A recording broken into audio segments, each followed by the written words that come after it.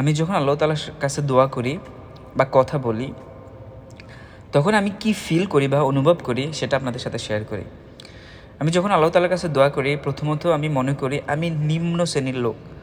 মানে আমি জানি না আমার ইমান কতটা মজবুত, কতটা শক্ত বা কতটা দৃঢ়। আমি সবসময় মনে করি আমি ব্যাক বেঞ্চের লোক। মানে আমার ইমান এতটাই নড়বড়ে, বলার বাইরে, খুব ভঙ্গুর। তো এই যে নড়বড়ে ইমানটাও কিন্তু আল্লাহ তাআলার দেওয়া। এক, দ্বিতীয়ত হচ্ছে আমি যেহেতু ব্যাক বেঞ্চের বান্দা, সবার শেষে, কিন্তু আল্লাহ তাআলা যদি ছোট্ট পিপিলিকার খবর রাখতে পারে, তো আমি তো সৃষ্টির সেরা, আমার দোয়াগুলো তো অবশ্যই কবুল করবে, যদিও আমি ব্যাক বেঞ্চার, কারণ আমি তো তারই গোলাম। তারপরে দোয়া করার শেষ মুহূর্তে আমি বলি, তুমি তো বলছো বা আমরা সবাই জানি তুমি খালি হাতে তোমার বান্দাদেরকে ফিরাই দিতে লজ্জা বোধ করো। সো এটা গ্যারান্টেড যে তুমি আমার দোয়া কবুল করবে। আমিন।